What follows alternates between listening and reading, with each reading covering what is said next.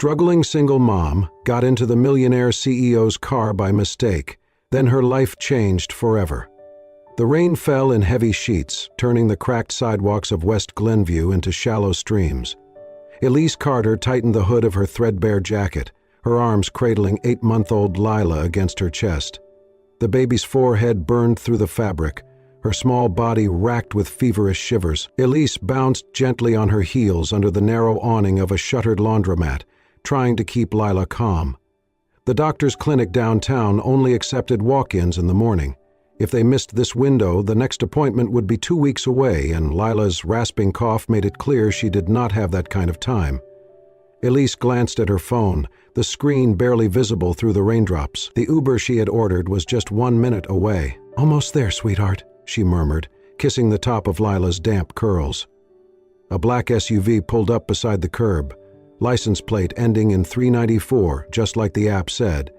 Without hesitation, Elise rushed forward and pulled open the rear door. "Thank you for stopping. My baby's very sick," she said breathlessly, sliding into the seat and adjusting Lila on her lap. Her diaper bag tumbled down at her feet with a muffled thud. The interior of the SUV was pristine leather seats, no crumbs, no empty coffee cups, no smell of fast food. It took her a moment to notice the man in the driver's seat, sharply dressed in a charcoal suit, hands frozen on the steering wheel. "I'm sorry. Who are you and why are you in my car?" he asked, voice calm but firm. Elise blinked, confusion dawning.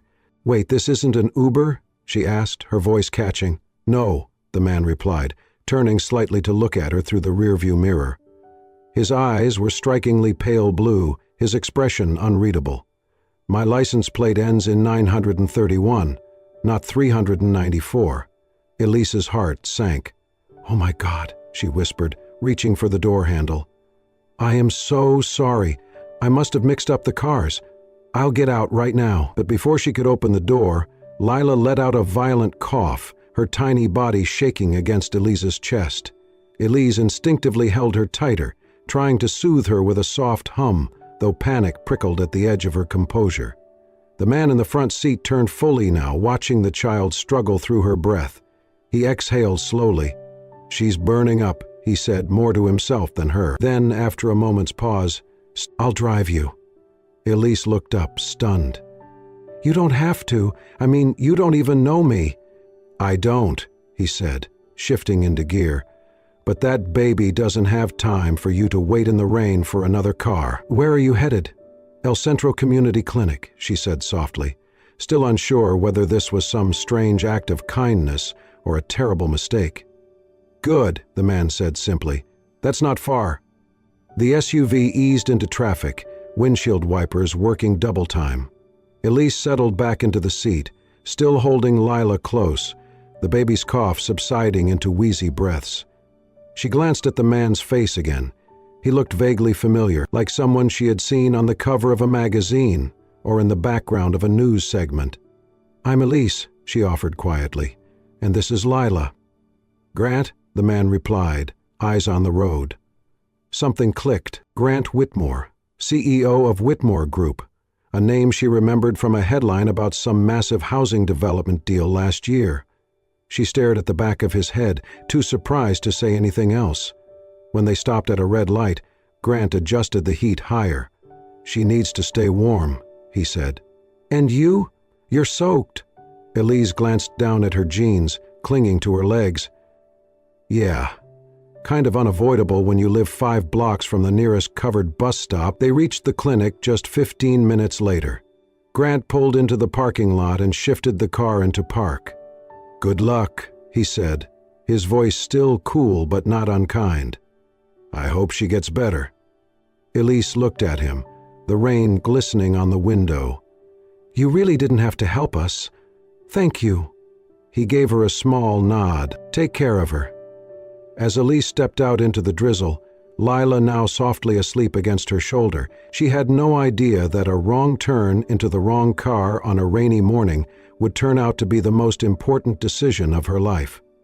The rain beat steady against the windshield, a quiet rhythm to the silence inside the SUV. Elise sat tensely in the back seat, her arms wrapped around Lila, whose fevered head pressed weakly against her mother's chest. Grant glanced in the rearview mirror every so often, his hand steady on the wheel but his expression unreadable. "I'm really sorry again," Elise murmured. "I didn't mean to invade your car like that. I thought you were the Uber." Grant's voice was calm, low. "You mentioned your baby's sick." She nodded, brushing a damp strand of hair from her face. "Yeah, Lila's 8 months. She's had this cough for days, but the fever started last night. I've been trying to get time off work, but both my shifts are short-staffed and—" She trailed off, sighing.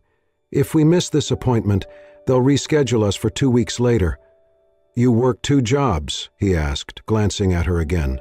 "Night cleaner at a law firm downtown and barista at a place near 16th and Pine." She shifted Lila gently, adjusting the blanket. "Rent's high, and daycare's not cheap, but it's just me, so—" Grant was quiet for a moment, then said, "Where's her father?" "He left before she was born," Elise said, keeping her tone even. "Said he wasn't ready to be a parent. He's been ready to disappear, though." Grant's hands tightened slightly on the wheel. "I'm sorry." "You don't have to be," she replied, but her voice faltered. "It's not your problem." The silence returned, thickened by her words. But then Grant spoke again, softer this time. "My sister lost her baby when he was 10 months old. Respiratory infection. They lived in a rural area, and the nearest hospital didn't have a ventilator available. By the time they got to the city, it was too late." Elise looked up. The quiet weight in his voice caught her off guard. "I'm sorry," she said. "She never forgave herself," he continued, eyes on the road. "And I never forgave the system." They didn't speak for a few minutes. Lila stirred, her breathing labored. Elise rocked her gently, whispering comfort. Grant turned the heater up a notch, angling the vents toward the back. When they reached the clinic, a squat brick building with peeling paint and a faded sign, Grant pulled up close to the entrance. Elise moved quickly, gathering her diaper bag and sliding out, careful not to jostle Lila. "Thank you," she said, her eyes meeting his through the open door. "Really?" Grant gave a small nod. "I hope she gets better soon." Inside the clinic, the wait was mercifully short. The doctor examined Lila with practiced hands, then confirmed it was a respiratory infection. "She needs rest, fluids, and breathing treatments. I'll prescribe antibiotics and a nebulizer." Elise nodded, relieved until she reached the front desk and saw the total for the nebulizer rental. $60? She repeated, her voice cracking. "Is there any way I can pay it later?" The receptionist shook her head gently. "Clinic policy requires payment up front. I'm sorry." Elise stared at the number. Her bank account had less than $45. Her next paycheck wasn't for 4 days. Her throat tightened, eyes stinging. She turned away, cradling Lila closer, whispering, "It's okay, baby. Mommy will figure something out." Behind her, the glass door opened. Grant stepped in, brushing rain from his coat. He didn't say a word. He walked to the desk, pulled out a sleek black card, and slid it toward the receptionist. "Cover the nebulizer and her medication," he said simply. "Sir, we—" "Do it," he said, his tone firm but not unkind. Elise turned, stunned. You don't have to—" "I know," Grant replied, meeting her eyes. "But I want to." She opened her mouth, then closed it, overwhelmed. Lila whimpered in her arms. "Thank you," she whispered, tears finally spilling down her cheeks. "You don't even know us." Grant looked at Lila. "I know enough." The rain had stopped by the time Elise stepped out of the clinic, the sky still gray but quiet. Lila slept soundly in her arms, her tiny chest rising and falling in a more regular rhythm than before. Elise clutched the nebulizer bag and prescription paper with her free hand. She expected the SUV to be gone, but when she turned, Grant was still there, standing by the passenger side of his car. "Are you sure you don't want me to call another ride for you?" he asked. "I'll manage," Elise said gently. "You've already done too much." He reached into his coat pocket and pulled out a small white business card. "Just in case." She hesitated, then took it. "Grant Whitmore," she read, eyes scanning the sleek gold print. Whitmore Holdings. Only when she said it aloud did the name register fully in her mind. She'd seen it on city billboards and construction signs, heard it in news clips about urban housing projects. She looked up at him, stunned. "You're that Whitmore?" He gave a small shrug, almost apologetic. Most days. Elise shook her head in disbelief. "Why didn't you say something?" "Would it have changed anything?" he asked. "You needed help. That's all I saw." The next morning, Elise sat on the worn couch in her apartment, Lila playing beside her with a soft cloth book. The nebulizer hummed quietly nearby. Elise held Grant's card in her hand, reading the name again and again, still unable to believe the man who'd driven her and paid for her daughter's treatment was one of the most powerful names in the city. Around noon, her phone buzzed with a call from an unknown number. She almost ignored it, then answered. "Mr. Carter?" a woman's voice said politely.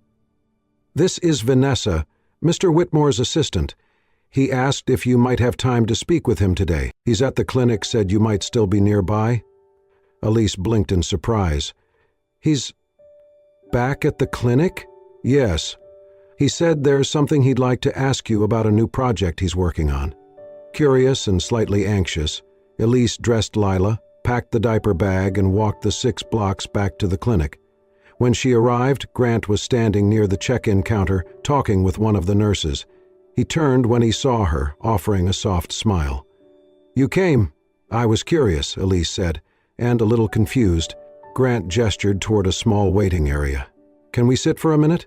She followed, settling into the cracked vinyl chair while Lila dozed in her sling. Grant leaned forward, elbows on his knees. "I wasn't planning to come back here today," he began. "But last night, I couldn't stop thinking about our conversation. About you." "Me?" Elise asked, genuinely surprised. "I run a charitable foundation alongside Whitmore Holdings. We've been developing a new program focused on family housing and healthcare support, especially for single parents. But it's always been designed from the top down. What we need is perspective from someone who's living it." Elise stared at him. "You mean me?" "Yes," he said. "We're hosting a focus group next week. Real stories, real needs. I'd like you to be part of it. It's just a conversation. We provide dinner, childcare, and a stipend." She blinked, processing his words. "Why me? I'm no expert. I'm just trying to survive." "That's exactly why," Grant said quietly. "Because you know what it's like to need help. And because you've survived, you know what kind of help actually makes a difference." Elise looked down at Lila, whose cheeks were no longer burning with fever. "What kind of stipend?" she asked cautiously. $250 for the session," Grant replied. 2 hours, and if you can't get the evening off, we'll pay to cover your shift." Elise hesitated, biting her lip. "You don't even know me." Grant gave her a level look. "I know you were willing to walk through the rain with a sick child. That tells me a lot." For a moment, neither of them spoke. Then Elise nodded slowly. "Okay, I'll do it." Grant smiled for the first time since she'd met him. "Good. I think you'll help us more than you realize." The elevator doors slid open with a soft chime, revealing the glass-paneled hallway of Whitmore Holdings. Elise stepped out, smoothing the wrinkles in her second-hand blouse. She held Leela's diaper bag close, though today the baby was with a neighbor. She followed her into the lobby, and for the first time in what felt like years, Elise was walking into something that wasn't about survival. It was about being heard. Vanessa greeted her warmly and led her to a conference room where 4 other women were already seated, chatting nervously. At the head of the table was Grant, reviewing some notes. He looked up as Elise entered, his expression softening. "Glad you could make it," he said. Elise offered a small smile and took a seat near the end of the table. Bottled water, pens, and notepads had been neatly arranged for everyone. A small sign read, "Community Wellness and Housing Initiative Focus Group." As Grant began speaking, explaining the project's goals and inviting each participant to share their stories, Elise found herself listening closely.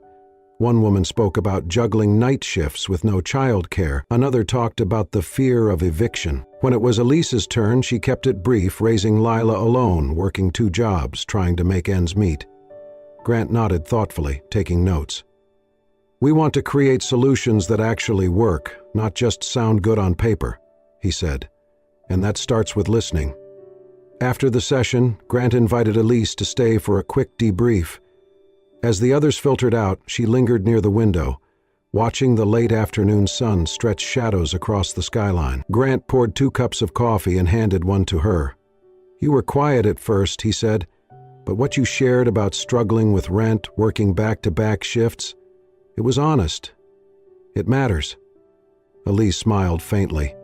"Most days I don't even know what matters anymore." He studied her for a moment. "You've got strength. Not everyone in your position would show up here, let alone speak up." Before Elise could respond, a knock sounded on the glass. Vanessa stepped in. "Grant, Blake just arrived for the board finance review. He's waiting in the East Room." Grant nodded. "Thanks. I'll be there in 5. The name hit Elise like a wave of ice. Blake. She turned sharply, blood draining from her face. "Blake Morrison?" she asked, voice barely above a whisper. Grant looked at her, confused. "Yeah, our CFO. Why?" Elise's hands tightened around her cup. She stared into the coffee like it held answers. I didn't know he worked here." Grant's brow furrowed. "Is everything okay?" "No," Elise said, her voice strained. "He's Lila's father." Grant blinked, stunned into silence. "I met him when I was finishing my childcare certification," she continued. "We were together for almost 3 years. When I found out I was pregnant, he told me I was on my own, said it wasn't his problem and that I should figure it out. He moved apartments, changed numbers, blocked everything." Grant stood there, quiet, processing. "You're sure it's him?" Elise nodded, her voice shaky. "I never told anyone. What was the point? He made it clear what I meant to him." Grant turned away for a moment, gripping the edge of the table. "That's a lot to take in." "I'm not here to start anything," Elise said quickly. "You've done more for me in 2 days than he ever did. I didn't even know he worked for you. I thought you should know." Grant looked at her again, his eyes steady. "Thank you for telling me." He paused, then added, "You didn't deserve that. Neither did Lila." Elise exhaled, some of the weight loosening in her chest. It felt strange, sharing this secret, but maybe, just maybe, she had finally told the right person. The following week brought rain again, soft and constant, as if the sky itself was waiting.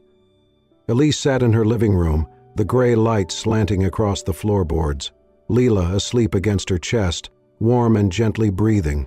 The storm outside mirrored the weight she'd carried for nearly a year, one that had settled deep, quiet, but never truly gone. Her phone buzzed. It was a message from Grant. "Can you come to Whitmore HQ at 10 tomorrow? There's something you should be part of." Elise stared at the screen. Her thumb hovered.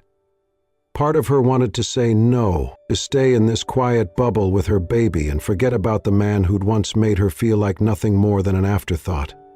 But the way Grant had phrased it, "you should be part of," landed differently. It didn't sound like obligation, it sounded like trust, like she mattered. At 10 a.m. sharp, she stood in the polished marble lobby of Whitmore Holdings, heart pounding under her coat. The ceilings soared above her, glass and steel reflecting her nervous silhouette. She held her chin high anyway. Vanessa, Grant's assistant, greeted her with a soft smile and led her to a private viewing room adjacent to the main conference room. "They're just beginning," she said, opening a door to a space lined with smoked glass. The lights dimmed slightly, giving Elise a clear view of the boardroom beyond. Inside, Blake Morrison sat at the long table, scrolling through a tablet, sipping from a Whitmore-branded coffee cup, unaware he was being watched. Several board members murmured in low voices. Daniel from legal sat with a thick folder of documents, and at the front Grant stood tall, composed in his navy suit. Elise sat slowly, hands folded in her lap. She hadn't seen Blake in nearly 2 years, not since she told him she was pregnant, not since he'd told her, without flinching, that it was not his problem. Her stomach turned. Grant opened the meeting with calm authority. He began presenting a timeline of financial anomalies, projects that had stalled, initiatives that vanished without record, housing developments, family outreach programs, health partnerships in underserved areas. Elise's fingers tightened around each other. The screen lit up with images, budgets once earmarked for the exact building she'd lived in. She remembered it all too well. The weeks the water ran brown, the sound of rats in the walls, the space heater she used during Lila's first winter because the central heat had failed. Blake leaned back, a smug smirk just visible on his face. "With respect, Grant, budgeting for these projects is fluid. We reallocate funds when necessary." Grant clicked to another slide. His voice remained even. "Funds were reallocated into a private account in the Caymans, registered under your brother's name. Shell companies connected to construction bids we never received. That's not budgeting, that's theft." Silence fell. Blake's jaw ticked slightly. "That's a serious accusation." Grant didn't blink. "And I have serious proof." Then he looked toward the tinted glass. Elise felt her pulse spike. She wasn't ready, but maybe she didn't need to be. Maybe bravery wasn't about feeling ready. Maybe it was just choosing to walk in anyway. "There's one more perspective this board needs to hear," Grant said, his voice quieting. "Someone directly affected by Blake's choices." He nodded at Vanessa. The door opened, Elise stepped in, the room went still. Her heels clicked softly against the tile as she walked forward. She wore the same navy blouse she'd worn to her interview at the daycare, modest, pressed, and suddenly too tight over her racing heart. She didn't look at Blake, not at first. She looked at Grant, who met her eyes and gave a nod, steady, silent, grounding. She took a breath. "Elise Carter," she said, voice steady. "Single mother. Former tenant of the Grand Elm Apartments before the ceilings began to cave and the mold spread faster than I could scrub it." Now she turned to Blake. He froze. "You were in charge of the funds for that property," she continued. "You knew what was happening. You knew I lived there. You knew I was pregnant." "Elise, this isn't the place," Blake started, voice shaking. "No," she interrupted. "This is exactly the place. You disappeared, you blocked my number, sent me a cease and desist. You left me with silence and a child you never once asked about." A long pause. Blake's face had gone chalk white. Grant stepped in beside her. "Elise has provided a full statement, and we've confirmed the timeline with our records. Lila's name is listed in multiple documents Blake had access to. He knew, and he chose theft over accountability." Blake stood suddenly, scraping the chair. "I want a lawyer." "You'll need one," Daniel from legal said calmly. "Effective immediately, your employment is terminated. Security is waiting outside." Blake stared around the room, as if searching for a single ally. There were none. Not even Grant looked away as he collected his things and left without a word. As the door clicked shut, Elise's breath shook once, then settled. The rain outside had slowed. "Thank you," Grant said, turning to her. She shook her head, voice quiet.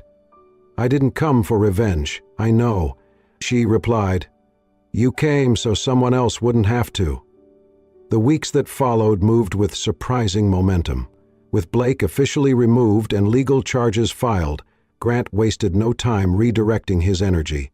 His mission was clear: restore what had been broken, not just reputationally, but tangibly, physically, and humanely. The first target: reviving the long-abandoned community housing project near Elise's old apartment complex. "I want to finish what should have been done right," Grant told her one afternoon, the two of them sitting across from each other in his office. The windows framed a skyline in motion, clouds passing, people walking, change unfolding. Plans were already being redrawn, budgets reapproved, emails flying. But this time, we'll do more than just build homes. We'll build possibility, safety, roots. Elise nodded slowly, Lila cradled against her chest, one hand curled protectively around the baby's bottle. Words escaped her. How could she begin to articulate what it meant to witness the world shifting around her and because of her? Gratitude felt too small, too tidy.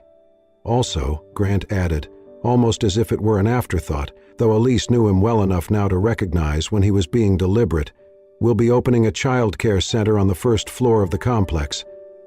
Elise looked up, surprised, but smiling. That'll be a blessing for the parents there. So many can't afford anything close to reliable care. Grant nodded, then leaned forward slightly.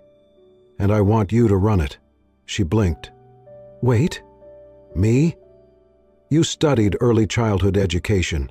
You worked with kids for years before Lila, and I've seen the way you speak to people, staff, strangers, me. You know how to lead with empathy and clarity." Elise opened her mouth to respond, but nothing came. Her heart was thudding in a way that wasn't quite fear, but wasn't confidence either. "I haven't worked since Lila was born," she murmured. "And even before that, I wasn't in charge. I was just an assistant teacher. I've never led a team, never built a program from scratch. I don't have the credentials for this, Grant." Grant's voice dropped in tone, not firm but resolute. "You have more than credentials. You have experience. You've lived what many of those parents are living right now. You've walked through the fire and come out carrying someone else in your arms. I don't want a resume, I want heart. I want someone who knows what dignity looks like when it's all you've got." Her throat tightened and she looked away, blinking fast.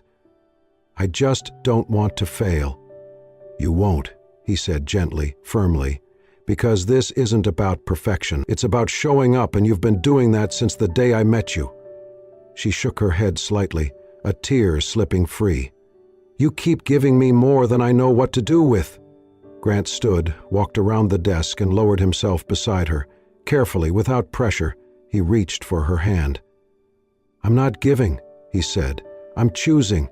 I'm choosing you, because you know what it means to keep going when there's no map, and because you see people not for their mess, but for their worth." Something in her broke, then reformed. That moment wasn't about charity. It was about belief. And for the first time in a very long time, Elise believed in herself, too. 3 months later, Elise unlocked the door to her new apartment, her and Lila's apartment. Light poured in through tall windows, warming the hardwood floor. The paint was fresh, the walls bare but waiting. In the kitchen, a vase of wildflowers sat on the counter, a quiet welcome from someone who knew this moment mattered more than words could. Lila cooed in Elise's arms, eyes wide as if she too could feel the difference. It was not just a change of address, it was a beginning. Downstairs, the community child care center was nearly complete. Elise's name was already on the door. Elise Carter, director. The first time she saw it, she had stood frozen, keys trembling in her hand. Not long ago, she had sat in waiting rooms, her dignity threadbare. Now, she would be the one welcoming others in from the storm. The center would open in a week. Staff had been trained, toys arranged, schedules printed. But before the doors opened, Elise hung a small wooden plaque beside the main entrance. In clean, simple letters, it read, "This place exists because someone believed we could still bloom." That someone, of course, was Grant. He had become a regular presence in their lives, not in grand gestures, but in steady, quiet ways. He brought groceries when Elise worked late. He built a small bookshelf for Lila's toys. And every Sunday they cooked together in Elise's kitchen, laughter filling the air like the smell of cinnamon and hope. One evening, just as dusk began to soften the windows, Lila stood holding onto the couch, her chubby legs wobbling with effort. "She's thinking about it," Elise whispered. Grant knelt nearby, hands out. "Come on, little one." Elise reached out too. "We're right here." And then it happened. Lila took one step, then another. 2 tiny hands reached, one to Elise, one to Grant. Connected, steady. A family not by name, but by choice. As Lila tumbled into their arms, giggling with triumph, Elise looked at Grant. Their foreheads nearly touched as they held the baby between them. No promises were spoken, no declarations needed, But in that moment, surrounded by life and laughter, Elise realized she was no longer waiting for life to begin. It already had. 2 months had passed since Elise and Lila moved into their new home in West Hill, a modest apartment tucked on the 3rd floor of a complex built for single-parent families. The balcony overlooked a small park, where laughter from children playing drifted up like wind chimes in spring. Grant once described the project as just a financial report. Now it echoed with life-chalk drawings on the sidewalks, laundry flapping on shared lines, and the scent of banana bread warming the hallway. Elise had stepped fully into her new role as director of the child care center, located on the ground floor. On her first official day, she read a story to a circle of curious, squirming toddlers. Leela, sitting with the group, leaned into a boy her age and giggled. Elise felt her throat tighten, not from sadness, but from a sudden and quiet sense of home. Grant had become a familiar presence. Most mornings he stopped by with coffee, always black for him, always vanilla for her. He fixed the fridge when it rattled. He stayed late to assemble new shelves for the center. And sometimes, without saying much at all, he sat on the floor beside Elise and Lila, reading picture books or helping fold laundry like he had always been there. Elise no longer counted the days until payday. The money was still tight, but it stretched now because it wasn't weighed down by panic. Life was still simple, but it was no longer fragile. One evening, after a quiet dinner, Grant knocked softly and stepped into the apartment holding a small paper bag. "Something for Lila," he said. Inside was a handmade pillow-soft linen, stitched in delicate loops of sea-green thread. On it were 3 words: Lila, loved, home. Elise stared at it, her hand brushing the embroidery. Tears welled, quiet and uninvited. "You embroidered this?" she asked, voice low. Grant nodded, a faint, sheepish smile forming. "She told me she's never had a pillow of her own. I figured it was time." She looked up, then reached for his hand, not a thank you, not a question, just held it, long and firm. It said everything she didn't have to. When Lila had drifted off to sleep that night, her little fingers curled around the corner of her new pillow, Grant sat quietly on the edge of the couch. Elise returned from the kitchen, a mug in hand, and he looked up. "I was thinking," he said carefully, "next month is Lila's birthday. Maybe the 3 of us could celebrate. Together, like a family." She met his gaze. This time, there was no fear behind her eyes. "I think she's already chosen." "And so have I." The final scene was quiet, tender. They sat on the living room rug, folding paper cranes, Lila giggling each time one flopped sideways. Sunlight from the early spring morning poured in through the window, warming the room like a blanket. On the coffee table sat a new photo frame, Elise, Grant, and Lila, standing beneath the banner of the newly opened child care center. Behind them, the sun glowed.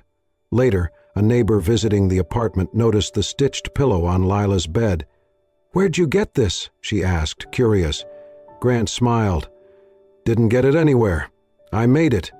He ran a hand gently across the embroidery and added, almost to himself, "Some things, if you want them to exist in the world, you have to stitch them with your own hands." If this story touched your heart the way it touched ours, don't forget to subscribe to Soul-Stirring Stories for more true-to-life tales of quiet resilience, unexpected grace, and the power of being seen. Because sometimes, the smallest gestures like a pillow stitched with love can hold the greatest meaning. Click that subscribe button, turn on notifications, and join us weekly for stories that remind us family is not always who you're born to, it's who you choose, and who chooses you. Thanks for watching, and we'll see you in the next soul-stirring story.